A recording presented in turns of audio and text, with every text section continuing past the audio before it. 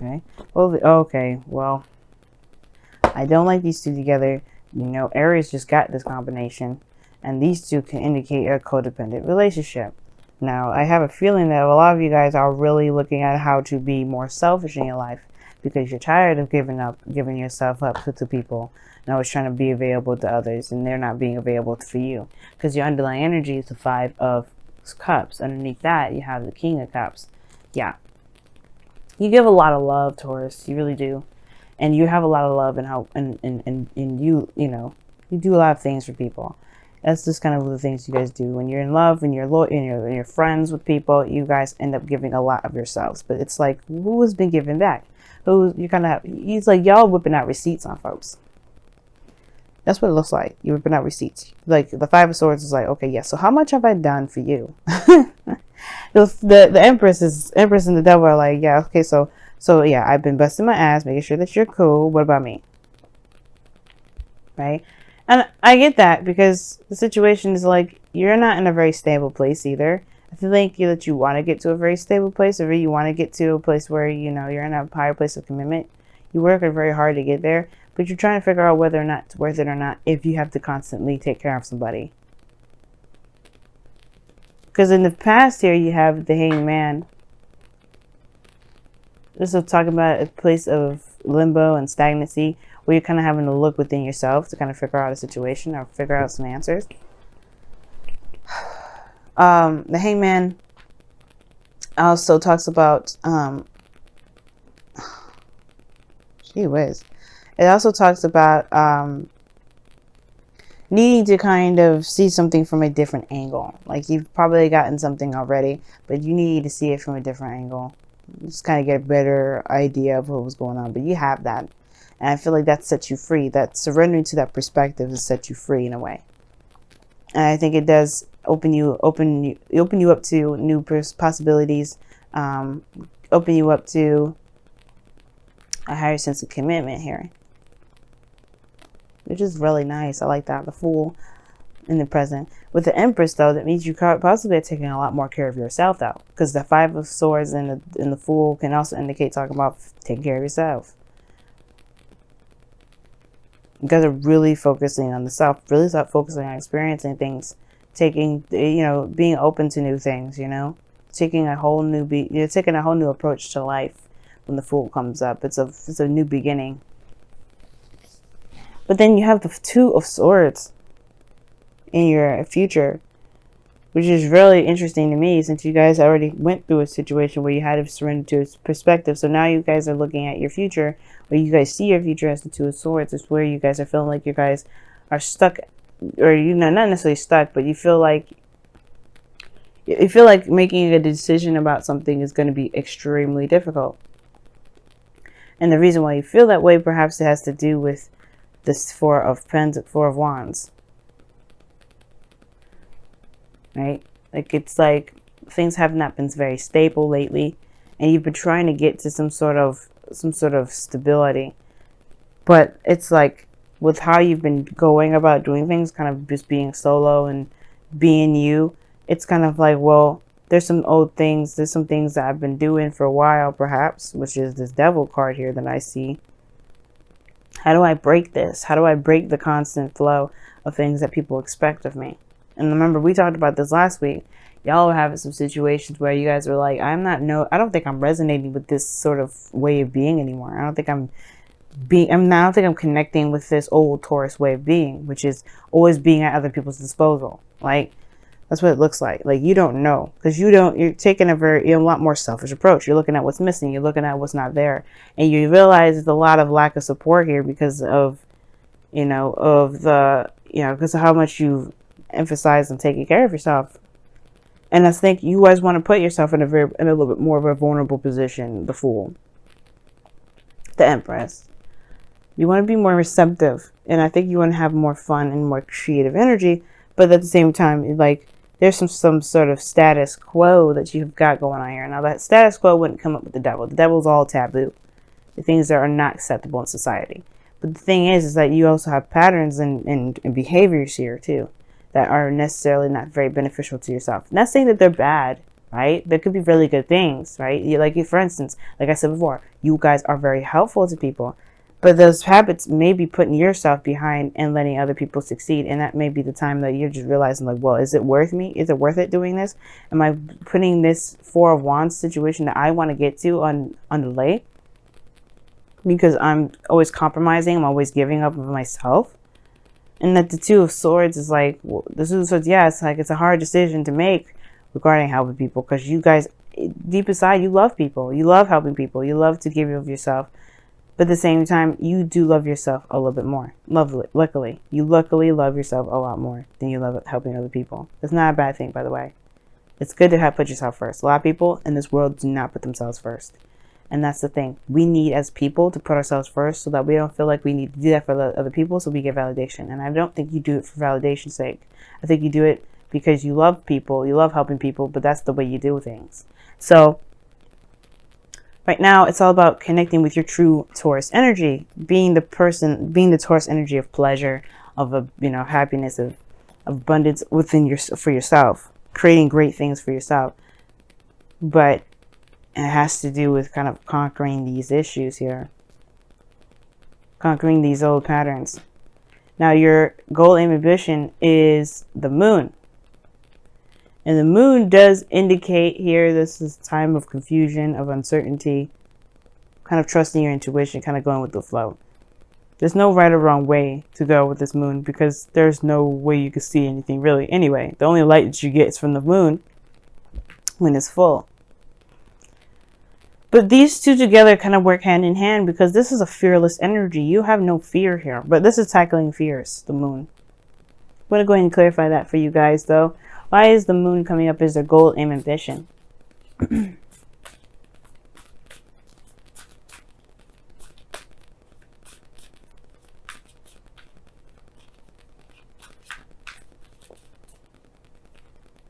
Okay, like I was saying, these two go hand in hand. You got the Fool to come up with it. Wow.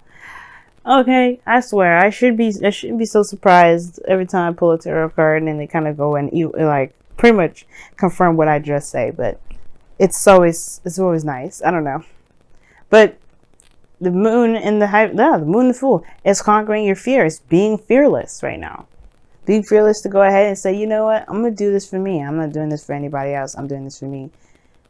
You're going to put yourself first, Taurus. Like, that's the hard part, right? The Two of Swords is just saying, you know what? I have to do this. I have to put myself first.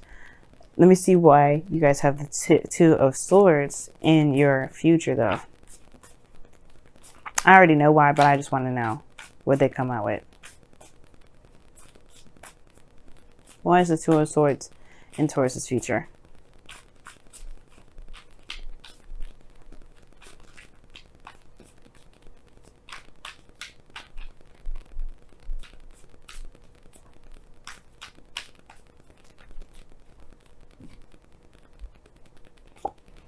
Page of Swords, yep, the truth. The truth. Page of Swords talks about truth, guys. Your truth. And I feel like you may have to kind of just say what you need to say. And it may be hard to do, of course, because this could be regarding loved ones, family. But like, you can't, like, I feel like you guys just realize that you've lost some things, and you're shifting your focus to what you can do with it. You're not necessarily looking at what's not there. You're looking at what you need to do to shift it.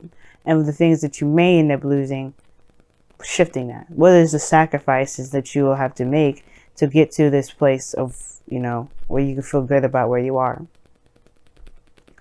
So you can feel proud about where you come from. The Empress, again, like I showed you in your external energy, talks about, like taking care of others, taking care of yourself. This is abundance. This is patience. This is nurturing, creativity. Like, I think you're creating something new, and you're creating it with an open mind and open heart.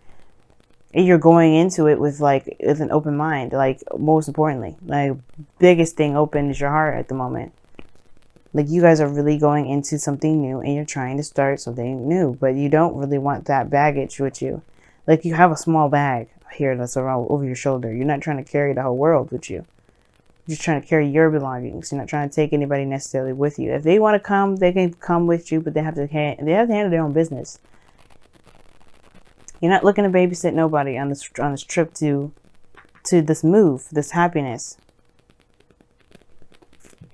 A place of expansion. Why is the Four of Wands crossing? What is the Four of Wands? What is the Four of Wands? Here. The Six of Pentacles. Okay. Yeah, balance.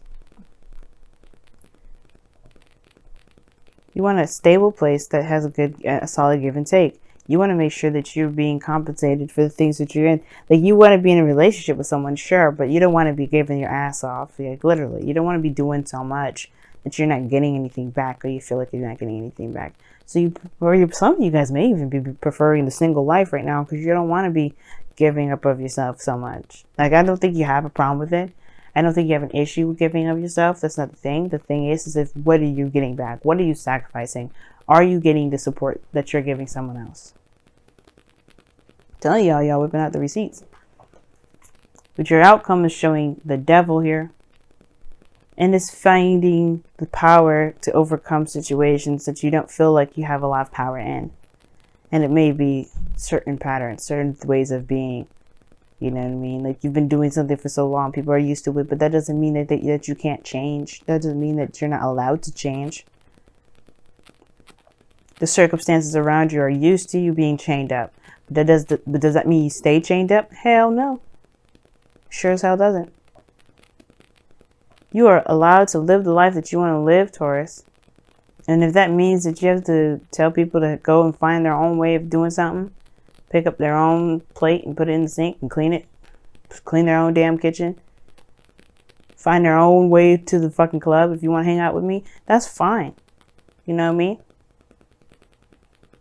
You can't be hanging out with people that want you to do stuff for them all the time. I mean, you can if you want to, but you know what I mean? Like, if you've been trying to be you for a long time and you're realizing that people are just around you right now because of what you can give, what real support is that?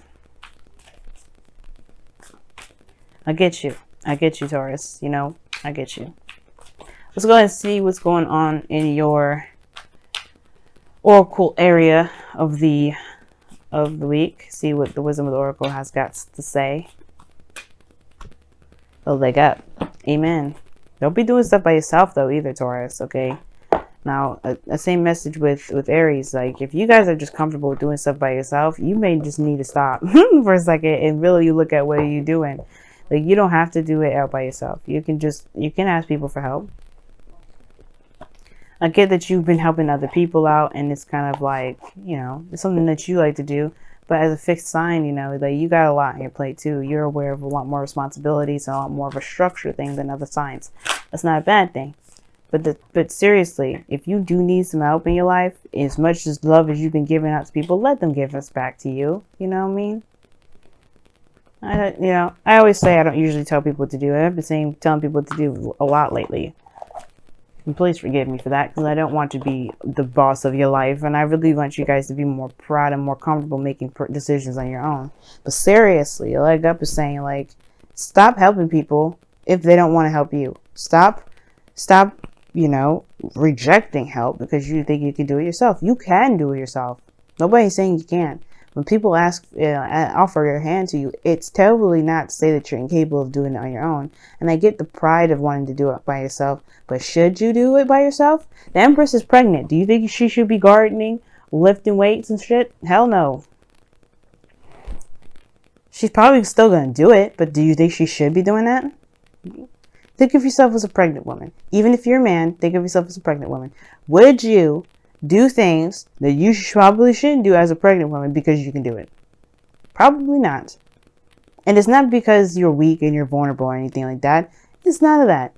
It's just that it just don't make sense sometimes. Love yourself. Treat yourself the way you want to be treated. And if you need help, then you have to be open to help. You don't have to go and get to this Four of Wands alone. You can receive love and support just as much as you always give it. You always give support and stability, guys. You always do. Let someone else do that for you. Don't feel like you have to do it by yourself. Don't feel like you always have to give people help. You know what I mean? Because you guys deserve to be given help too.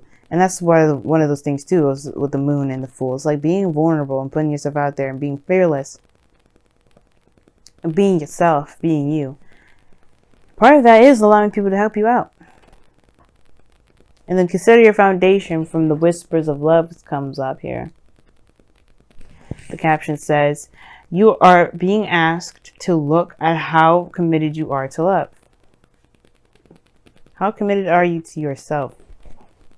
That's what that means. When you love, when they ask, are you committed to love? It means, are you committed to yourself? Because you can say you're committed to your mom, you can commit to your family, your kids, your father. You know, you can say you're committed to everybody, but that doesn't mean that if you say you're not committed to yourself, that's a really big piece of the puzzle missing. How do you love others without loving yourself? So when you consider your foundation, you consider who you are. You consider yourself. You consider the love in your heart.